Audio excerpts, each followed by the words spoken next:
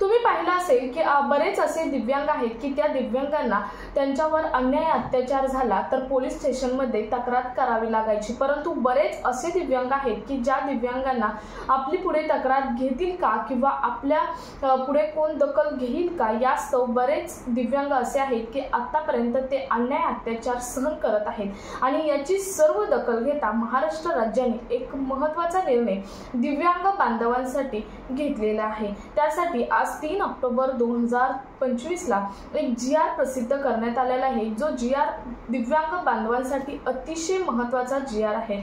तुम्ही आतापर्यंत पाहिलं असेल की पोलीस स्टेशनमध्ये जेव्हा एखादा दिव्यांग जातो तेव्हा त्या दिव्यांगाची जशी पाहिजे तशी तक्रारीची नोंद घेतली जात नाही, त्यांना इग्नोर केलं जातं आणि हाच अन्याय त्यांच्यावरचा दूर व्हावा यासाठी महाराष्ट्र सरकारने दखल घेत जे राज्याचे दिव्यांग मंत्रालयाचे आयुक्त आहेत यांच्याकडे तुम्हाला आता डायरेक्ट तक्रार करता येणार आहे। तर ही तक्रार कशी करता येणार आहे, याचा फॉर्मॅट काय असणार आहे, त्यासाठी तुम्हाला कोणकोणत्या कागदपत्रांची गरज असणार आहे, म्हणजे जेव्हा तुम्ही तक्रार कराल तेव्हा ती तक्रार कोणत्या फॉर्मॅटमध्ये केली पाहिजे किंवा कोणकोणती कागदपत्रे त्याच्याबरोबर जोडली पाहिजे, कसं तुम्हाला कुठेही तक्रार करायची आहे याची सर्व माहिती आपण आजच्या व्हिडिओमधून सविस्तर पाहणार आहोत। त्यामुळे व्हिडिओ स्किप न करता शेवटपर्यंत पाहायचा आहे, कारण इन डिटेल GR आहे तो मी या व्हिडिओमधून एक्सप्लेन करणार आहे। त्यामुळे व्हिडिओ स्किप न करता शेवटपर्यंत पहा। चॅनलवर पहिल्यांदा आला असेल तर अशाच महत्त्वपूर्ण आणि गव्हर्नमेंटच्या नवनवीन अपडेटसाठी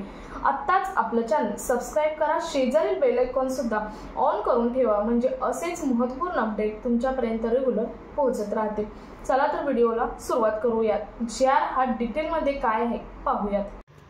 तर बघा, 31 ऑक्टोबर 2025 चा हा GR आहे। दिव्यांग व्यक्ती हक्क अधिनियम 2016 आणि दिव्यांग व्यक्ती हक्क अधिनियम 2017 यांचा जो रेफरन्स आहे तो रेफरन्स घेऊन हा GR काढण्यात आलेला आहे। हा GR दिव्यांग व्यक्तींचे अधिनियम 2016 अनुसार राज्य आयुक्त यांचे अधिकारी व कर्तव्य यानुसार काढलेला हा GR आहे। तो काय आहे पाहूयात।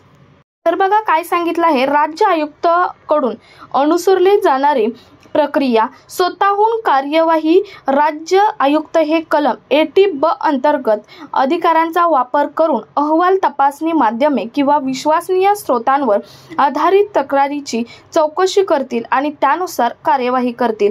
तक्रार नोंदणी कशी करायची आहे, दिव्यांग व्यक्ती किंवा त्यांचे पालक प्रतिनिधी कोण असतील ते की कायदेशीर प्रतिनिधी राज्य आयुक्तांकडे तक्रार नोंदवू शकतात। म्हणजे तुम्हाला पहिलं कोर्टात जाण्याची गरज होती तक्रार नोंदवण्यासाठी, आणि सर्वात महत्त्वाचं म्हणजे तुम्ही आता ही तक्रार डायरेक्ट राज्य आयुक्तांकडे नोंदवता तुम्हाला येणार आहे, ज्यामुळे तुमची दखल लगेच घेतली जाणार आहे।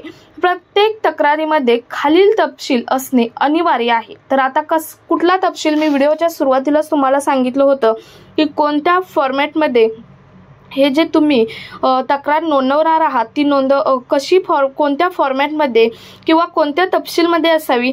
तर बघा, पहिलं म्हणजे तक्रारदाराचे नाव व पत्ता। सर्वात महत्त्वाचं, जो तक्रार करणार आहे त्याचं नाव व पत्ता असावा। त्यानंतर प्रतिवादाचे नाव, प्रतिवादाचे म्हणजे ज्यावर तुम्ही गुन्हा दाखल करणार आहात, म्हणजे ज्याने तुमच्यावर अन्याय अत्याचार केला आहे, ज्याने तुमच्यावर अन्याय अत्याचार केला आहे त्याची जी तक्रार तुम्ही नोंदवत आहात त्या गुन्हेगाराचे नाव, वर्णन आणि पत्ता। म्हणजे वर्णन म्हणजे तो कसा आहे त्याचे वर्णन आणि पत्ता हा त्यामध्ये असावा। त्यानंतर तक्रार व तक्रारीचे स्वरूप, म्हणजे तुमची तक्रार कशा संदर्भात आहे, कोणती तक्रार आहे याचं स्वरूप पूर्णपणे त्यामध्ये असावं। त्यानंतर पुरावे म्हणून तुम्हाला त्यासोबत जोडावे लागणार आहेत डॉक्युमेंट्स, त्यामध्ये व्हिडिओज, फोटोज आणि इमेजेस। म्हणजे जेव्हा तुमच्यावर कोणतं अन्याय अत्याचार काही होऊ द्या त्या संदर्भातील तुमच्याकडे पुरावे म्हणून काही फोटोज असतील, व्हिडिओज असतील, तर ते व्हिडिओ, फोटोज, काही डॉक्युमेंट्स असतील, कागदपत्रे असतील तर ते तुम्हाला त्यासोबत जोडावी लागणार आहे। त्यानंतर तक्रारदाराने मागितलेली मदत, म्हणजे तक्रारदाराने मागितलेली मदत म्हणून पुरावा हा त्यासोबत तुम्हाला जोडावा लागणार आहे। तर ही 5 ते 6 जे कागदपत्र म्हणजे जे तपशील आहेत, म्हणजे 5 ते 6 तुम्हाला इथे तपशीलमध्ये देण्यात आलेले मुद्दे आहेत ते तुम्हाला पूर्ण करावे लागणार आहेत आणि मगच पुढे तुम्हाला जी तक्रार आहे ती तक्रार पुढे जे आयुक्त आहेत, राज्याचे दिव्यांग आयुक्तालयाचे जे आयुक्त आहेत त्या आयुक्तांकडे करता येणार आहे। त्यानंतर पाहूया बघा, वरील मसुद्यात तक्रार प्राप्त झाल्यानंतर राज्य आयुक्त प्रतिवादीला त्यांचे उत्तर दाखल करण्यासाठी किंवा आपले म्हणणे मांडण्यासाठी सदर तक्रारीची प्रत तात्काळ नोटीसद्वारे पाठवतील। म्हणजेच तुम्ही जेव्हा तक्रार कराल आणि तुमची तक्रार तुम्ही ज्यावरती तक्रार केली आहे त्याला प्रतिवादी असं म्हटलं जातं। ज्यांच्यावरती तक्रार केली जाईल त्यांच्याकडे आयुक्तांकडून ती प्रत आहे ती तात्काळ नोटीसद्वारे पाठवण्यात येणार आहे। त्यानंतर राज्य आयुक्तांनी प्रतिवादाला निर्गमित केलेली नोटीस प्रतिवादाला मिळण्यापासून जास्तीत जास्त 15 दिवसांच्या आत प्रतिवादी लेखी उत्तर दाखल करतील। म्हणजे आता तुम्हाला समजलं असेल, पहिल्यांदा नोटीस पाठवणार आयुक्त, तुम्ही जेव्हा तुमची तक्रार नोंदवणार आयुक्तांकडे तेव्हा आयुक्त त्यांना कायदेशीर नोटीस पाठवणार आणि त्या प्रतिवादाला कायदेशीर नोटीस पाठवल्यानंतर त्याचा रिप्लाय देण्यासाठी त्यांना 15 दिवसाची मुदत देण्यात आलेली आहे। त्यानंतर 30 दिवसात राज्य आयुक्त सुनावणी पूर्ण करणार आहेत। त्याच्या पुढच्या 30 दिवसात राज्य आयुक्तातून तुमची जी सुनावणी आहे, जो काही निर्णय आहे तो निर्णय हा होणार आहे। सुनावणी काय होणार आहे बघा, सुनावणीसाठी निश्चित केलेल्या तारखेला तक्रारदार व प्रतिवादी किंवा त्यांचे अधिकृत प्रतिनिधी राज्य आयुक्तासमोर हजर राहणार आहेत। म्हणजे बघा, पहिला तर काय सांगितलेलं आहे, तुम्ही तक्रार नोंदवणार, त्यानंतर त्या प्रतिवादाला कायदेशीर नोटीस पाठवलं जाणार, त्यानंतर 15 दिवसाचा त्याला कालावधी दिला जाणार।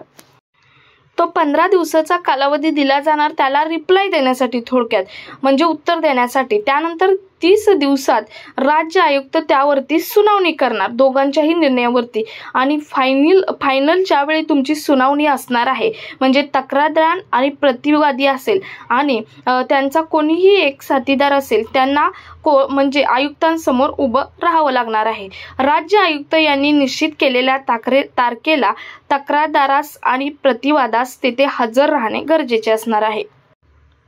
तर बघा, राज्य आयुक्त यांची निश्चित केलेल्या तारखेला तक्रारदार आणि प्रतिवादास उपस्थित राहण्याकरता नोटीस बजावणार आहेत आयुक्त। त्यानंतर जर कोणत्याही कारणास्तव तक्रारदार किंवा प्रतिवादी अनुपस्थित असतील तर त्यांनी अधिकृत केलेला प्रतिनिधी सुनावणीसाठी हजर राहू शकतील। त्यानंतर म्हणजे जो कोणी तुम्ही अधिकृत त्यांच्याऐवजी दुसरा कोणी अधिकृत करा तो सुद्धा उपस्थित असेल तरीही चालू शकतं। सुनावणीच्या तारखेला जर तक्रारदार किंवा त्यांच्या अधिकृत केलेले प्रतिनिधी सुनावणीसाठी कोणतेही कारण न देता अनुपस्थित राहिले तर त्यांच्यावरती राज्य आयुक्त कडून कारवाई होऊ शकते।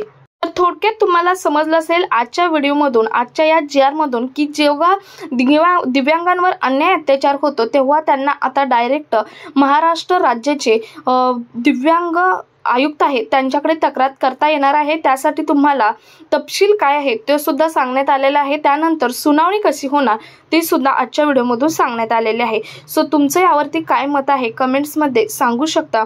हा व्हिडिओ जास्तीत जास्त दिव्यांग बांधवांपर्यंत शेअर करा। भेटूयात पुढच्या एका अशाच नवीन अपडेट सोबत। तोपर्यंत धन्यवाद।